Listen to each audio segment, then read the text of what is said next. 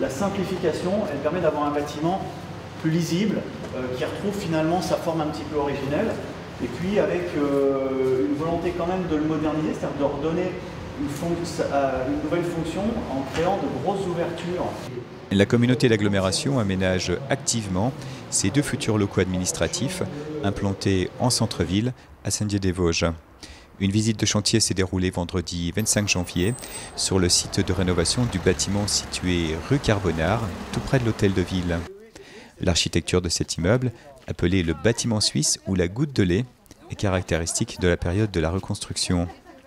La première tranche de travaux concerne le désamiantage, la réfection de la toiture, une réharmonisation des façades, la démolition des cloisons intérieures et la construction d'une cage d'escalier et d'un ascenseur en extérieur. Au final, le bâtiment sera complètement neuf et très performant énergétiquement.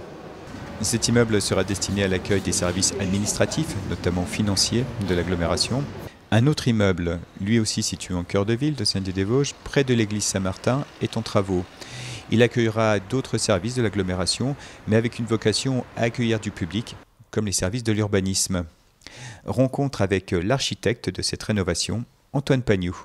Notre démarche, elle est assez simple, c'est déjà de respecter le patrimoine. Donc on a un bâtiment qui a une caractéristique de la reconstruction, mais qui a aussi des spécificités, notamment sur la rue principale. Il y a une façade tout en grès. Donc l'idée, c'est de garder son caractère tout en lui redonnant une petite touche de contemporaine, en le simplifiant finalement, en enlevant tous les éléments disgracieux qui ont pu se greffer au fil du temps. Et puis en recréant de grandes ouvertures qu'on va voir au rez-de-chaussée, qui vont être sur cette partie-là. Donc afin de redonner une lecture plus simple, plus sobre à ce bâtiment, et toujours urbaine en tout cas. Aujourd'hui, on est très conscient de l'environnement et donc du fait qu'il faut faire très attention aux énergies qu'on va dépenser et donc d'essayer justement de ne pas en dépenser. Et le premier réflexe, c'est d'essayer de bien isoler. Comme on est sur une rénovation lourde, c'est-à-dire une rénovation où finalement on casse tout ce qui est cloison, on garde simplement les planchers, là on en profite pour refaire une isolation par l'intérieur très performante, en plus de ça biosourcée, donc naturelle, et on refait aussi l'isolation à l'horizontale, c'est-à-dire l'isolation des toitures.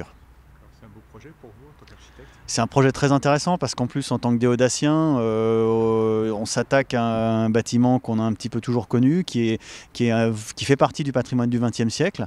Et du coup, c'est toujours assez grisant, c'est toujours un défi puisque en tant que déodacien, je vais passer devant. Donc si on se loupe, il n'y a pas de filet et on n'a surtout pas envie de se louper, on a envie de faire quelque chose de bien pour que les services administratifs soient bien et que tout se passe bien.